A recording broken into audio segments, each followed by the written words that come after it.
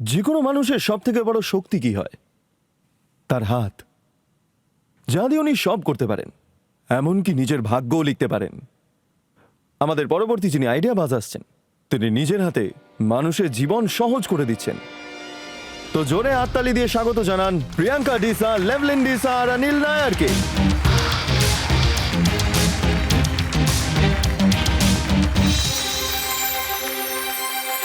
নমস্কার টাইটান্স, আমার নাম প্রিয়াঙ্কা। আমি অনিল। আর আমি লেভলিন।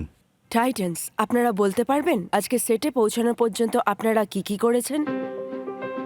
আমি তো ব্রাশ করলাম, ফ্রেশ হলাম, খাবার খেলাম, তারপর ট্রেন ধরে চলে এলাম। কিন্তু আমাদের এসব কাজ আমি বা অন্য যে কাউকে হাতের সাহায্য ছাড়াই করতে হয়, তাহলে খুবই মুশকিল। কিন্তু জীবনের ছোট থেকে ছোটতম কাজও হাতের সাহায্য ছাড়া করা একটা খুব বড় চ্যালেঞ্জ। কখনো আমরা ভেবেছি, কখনো ইমাজিন করেছেন যদি হাত না থাকতো? খুবই মুশকিল ইমাজিনেশন। কিন্তু এটা শুধু ইমাজিনেশন নয়, বরং ভারতের লক্ষাধিক মানুষের সত্য এটাই। এই দুঃখটাকে আমরা গভীরভাবে তখনই জানতে পেরেছি যখন আমরা আমাদের বন্ধুকে, যখন ওকে ওর বেসিক কাজ হাত ছাড়াই করতে দেখি। ওর জন্য এটা কঠিন ছিল। ওর এক্সপিরিয়েন্স থেকে ইন্সপায়ার্ড হয়ে ভেবে দেখলাম, যদি ওর হাতকে আবার রোবোটিক্স আর এআই এর সাহায্যে লাগানো যায়, তাহলে এই ভাবনাটাকেই সত্যে পরিণত করে আমরা বানালাম রোবোবায়োনিক্স।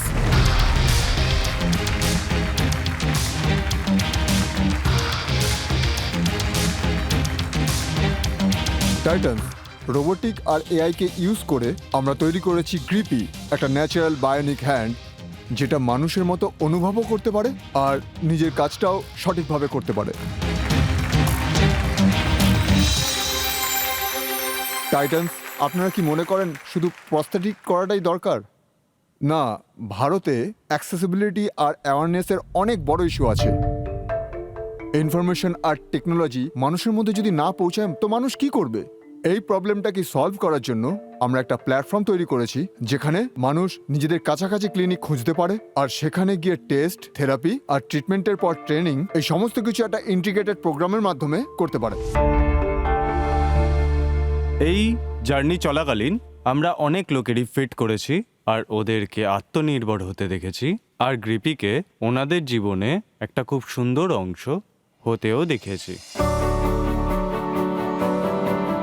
এই মিশনে আপনাদের জয়েন করার জন্য Titan, if you can provide 1 crore of funding for 6.7% equity. তাহলে বলুন টাইটান্স, এই চেষ্টাকে সবার উপরে পৌঁছে নিয়ে যাওয়ার জন্য আপনারা কি রোবোবায়োনিক্সের সাথে হাত মেলাতে চাইবেন?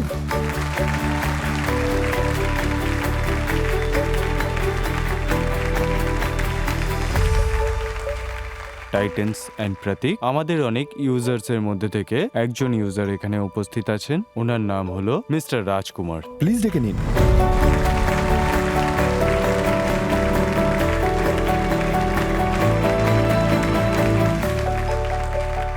আমাদের এই শোতে আপনাকে অনেক অনেক স্বাগত। ধন্যবাদ। কোনো অ্যাক্সিডেন্টে এটা কিভাবে হয়েছিল এটা?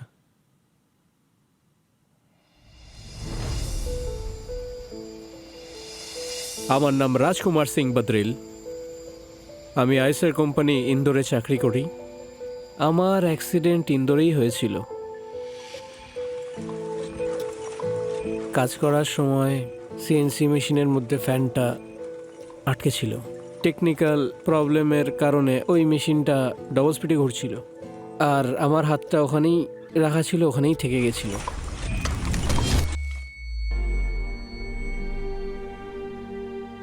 এক সেকেন্ডে সব শেষ হয়ে গেল।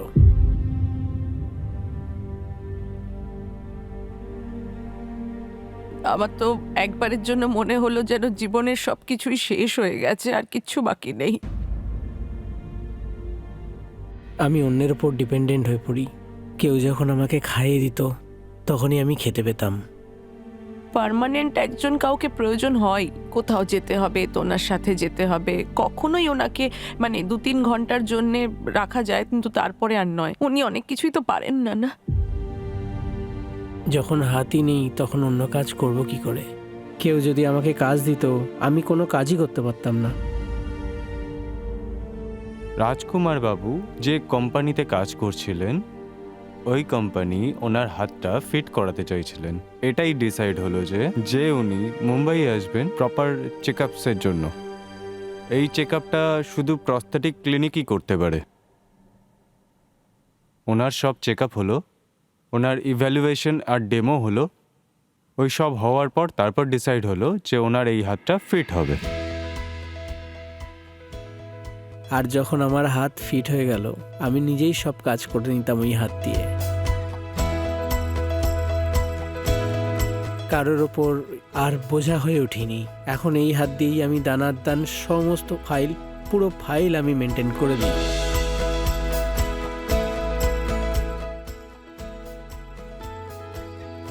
শুভেচ্ছা জানাই রোবোবায়োনিক্সকে, আমি মন থেকে ওনাদের জানাই ধন্যবাদ।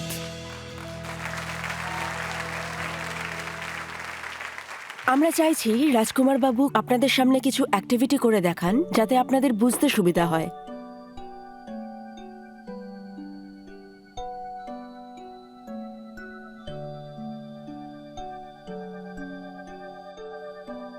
যখনই ওটা বোতলের কাছে আসছে, হাত নিজে থেকে গ্রিপ করে নিচ্ছে।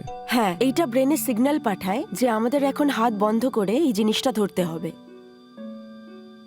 যেমন ধরুন ইনি বটলটা ধরে আছেন, বা হাতে টমেটো ধরে থাকুন বা ডিম ধরে থাকুন, ওই শেপে হাতটা অ্যাডাপ্ট করে নেয়। আর যখন এটাকে আপনি নিচে রাখবেন তখন তখন এই ব্রেনে সিগন্যাল সিগন্যাল পাঠায় আর হাতটা অটোমেটিক্যালি খুলে যায়। কত কেজি ওজন তুলতে পারবে ওই হাত দিয়ে? স্যার, এই হাতে রিটেড আছে পিক আপ টু 5 কেজি, যাতে ওর থেকে বেশি ওজন ওঠালে ওটা স্লিপ করে গেলে ইউজারেরই ক্ষতি হতে পারে। টাইটান্স, আমরা আরো আগে এগোই এবং আপনারা নির্ণয় নিন যে আপনারা হাত মেলাবেন কিনা, কিন্তু আমি রাজকুমার বাবুর সাথে একবার হাত মেলাতে চাই।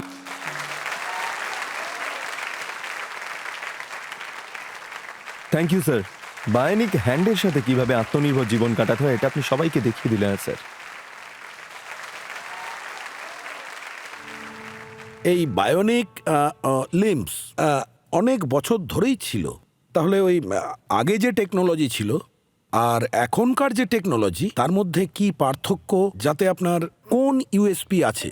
আমরা এটা নোটিস করেছি, এই যে পুরো এই টেকটা আছে, ওটা যতই অ্যাডভান্স হোক, ওটা একটা টেকনিক্যাল স্ট্যান্ড পয়েন্টে তৈরি করা হয়, নাকি ইউজারের স্ট্যান্ড পয়েন্টে। যা কিছু আপনি এতক্ষণ ধরে বললেন, তাতে আমি যা বুঝলাম, আপনারা বলুন যে আমি ঠিক শুনেছি কি শুনিনি। যা কিছুই লোকেরা করছে সেটা ইলেকট্রিক্যাল সিগন্যালকে কনভার্ট করছে হাত মুঠো করতে। হ্যাঁ, আমি বলছি যে আপনি মেকানিক্যাল, আপনার যে মাসল সুইচ হ্যাঁ, হচ্ছে। ঠিক আছে। সুইচ করছে, ওটাকে কনভার্ট করছে। সিগন্যালটাকে নিচ্ছে। এটাই পার্থক্য, বেশি পার্থক্য আমি বুঝতে পারি। হ্যাঁ, ইয়েস স্যার। তো আমার একটা কোয়েশ্চেন আছে, আপনার এই ডিটেইলড আপনি বারে বারে এমফাসাইজ করেছেন যে একটা প্রোগ্রাম আছে। হ্যাঁ। এই প্রোগ্রামে কিছু প্রি ফিটমেন্ট আছে, কিছু পোস্ট ফিটমেন্ট আছে।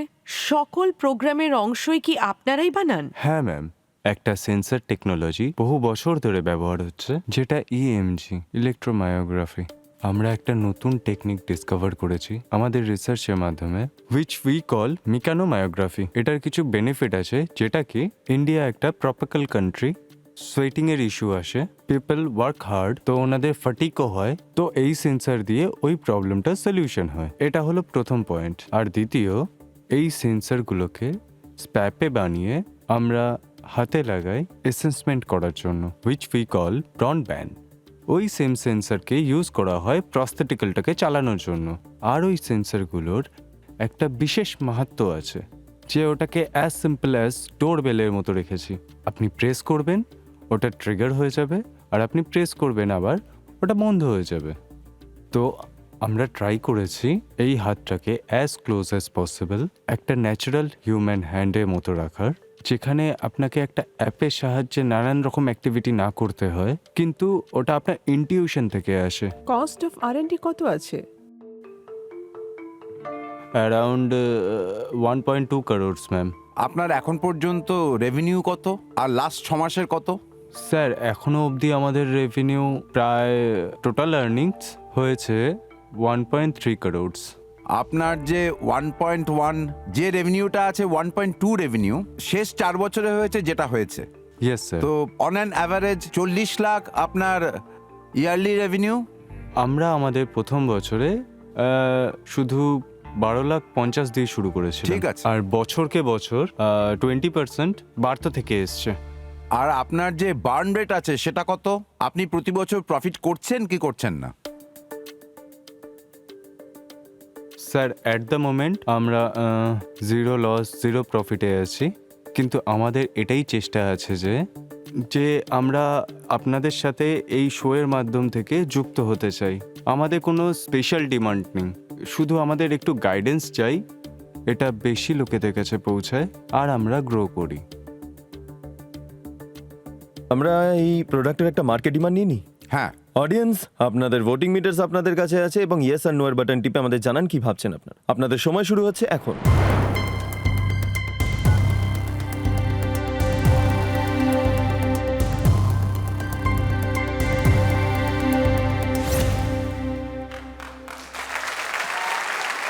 %90 লোক এটা ভাবে যে এই প্রোডাক্টের প্রচন্ড প্রয়োজন আছে। আচ্ছা, না, আপনি শুরু করুন। আপনাদের যে জেস্টেশন পিরিয়ড হবে বিজনেসের অনেকটা লম্বা হবে, সেই জন্য আমার জন্য এটা ঠিক না, তাই আমি ক্ষমা চাইছি, ডিল করতে পারবো না তাই। Thank you ma'am. আমি আপনার ইনোভেশনের খুব প্রশংসা করতে চাইবো, কিন্তু কিন্তু এতে আমার বিজনেস আইডিয়া পটেনশিয়াল বেশি লাগছে না, সেই জন্য আমি ইনভেস্টমেন্টের জন্য আজকে আপনাদের সঙ্গে হাত মেলাতে পারছি না। Thank you sir. Professor Subramaniam, আপনি? আমার দিক থেকে তো আমি এখনই টাকা ইনভেস্ট করতে পারবো না এতে, কিন্তু আমি আপনাদেরকে একটা অফারও দিতে পারি যে আমাদের আইআইটি ম্যাড্রাসে ন্যাশনাল সেন্টার কো অ্যাসিস্টিভ ডিভাইস আছে, ইনকিউবেশন সেলফ, আর আমাদের সিএসআর এর অনেক বড় অফিস আছে।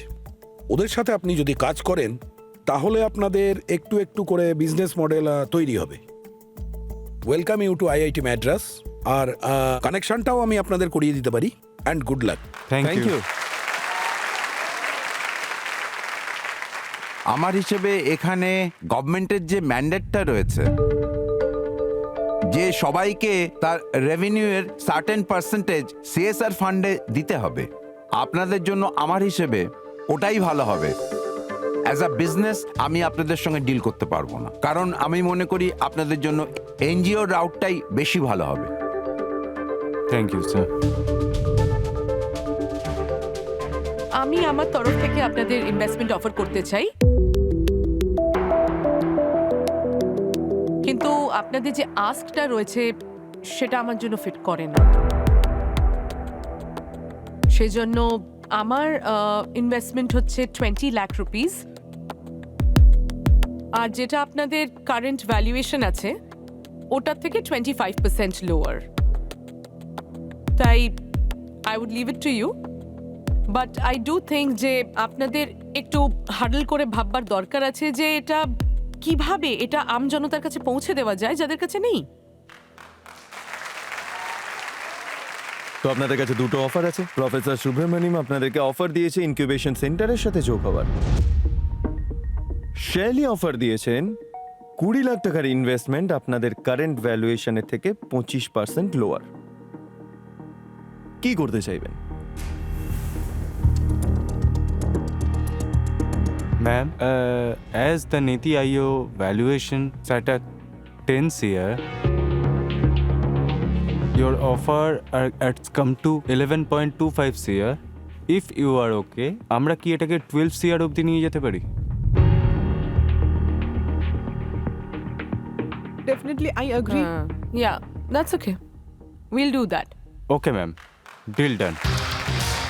চলুন, 12 কোটি টাকার উপর 20 লাখ টাকা শেলির তরফ থেকে আর ইনকিউবেশন সেন্টার প্রফেসর স্যারের তরফ থেকে। চলুন হাত মিলিয়ে নিন।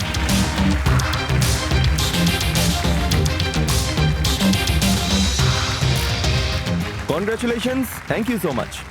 Thank you, Titan.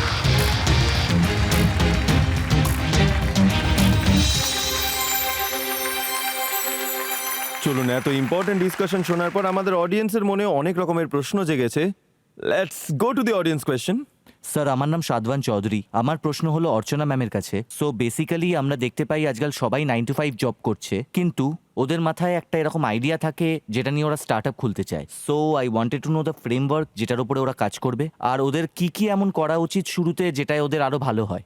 সবার প্রথম জিনিস যেটা ফ্রেমওয়ার্কে যেটা সবচেয়ে ইম্পর্টেন্ট জিনিস হলো ওটা হলো শুরু করা। যদি শুরু না করো তাহলে কিছুই হবে না, রাইট? তাই একটা বিজনেস প্ল্যান বানানো খুব জরুরি। আপনি এমবিএ করছেন, আপনাদের তো শেখায় বিজনেস প্ল্যান কিভাবে বানাতে হয়, তাহলে একটা বিজনেস প্ল্যান বানান। কিন্তু এটাও মনে রাখবেন যে ওই বিজনেস প্ল্যানের হিসেবে আপনি চলতে পারবেন না, মানে আপনার ওটা স্টার্টিং পয়েন্ট হবে, এন্ড পয়েন্ট হবে না। অনেক কিছু পাল্টে যায়, যেমন আপনি নিজের বিজনেস এগিয়ে নিয়ে যান, আর যদি আপনার কাছে কোনো আইডিয়া আছে, আপনার হয়তো কলেজে বা আপনার আশেপাশে এমন কোনো একটা মানুষ আছে যার থেকে আপনি অ্যাডভাইস নিতে পারেন, কাউকে আপনি নিজের মেন্টর বা অ্যাডভাইজার, কিন্তু তাকে ইকুইটি দেবেন না, টাকা দেবেন না, ফ্রিতে যদি আপনাকে ভালো করে জিনিসটা বোঝায়, আইডিয়া বাউন্স অফ করে দেয়, ডিসকাস করতে পারেন যেটা চলবে না চলবে না। তো এই হলো প্রথম কিছু পদক্ষেপ যেটা আপনাকে করতে হবে আইডিয়াকে শেপ দেওয়ার জন্য। কিন্তু কোম্পানি রেজিস্টার্ড নিশ্চয়ই করাবেন, প্রাইভেট লিমিটেড নিশ্চয়ই বানাবেন, কারণ এলএলপিতে আপনি ইনভেস্টমেন্ট নিতে পারবেন না, শুধু প্রাইভেট লিমিটেড আপনি ইনভেস্টমেন্ট নিতে পারেন। ওনার কথায় আমি আরও যোগ করব, আপনি বললেন 9 to 5 পড়াশুনো করেন, তো এন্টারপ্রেনারের জন্য 9 to 5 কিছুই নয়, তারপরেই কাজ শুরু হয়। তো 24/7 ফার্স্ট ফিউ ইয়ার্স আপনি কাজ করার জন্য প্রস্তুত হয়ে যান। যদি আপনি এই জার্নিটার জন্য তৈরি হয়ে থাকেন তো আপনি নিশ্চয়ই আসুন এই ফিল্ডে। Okay, thank you very much. Thank you.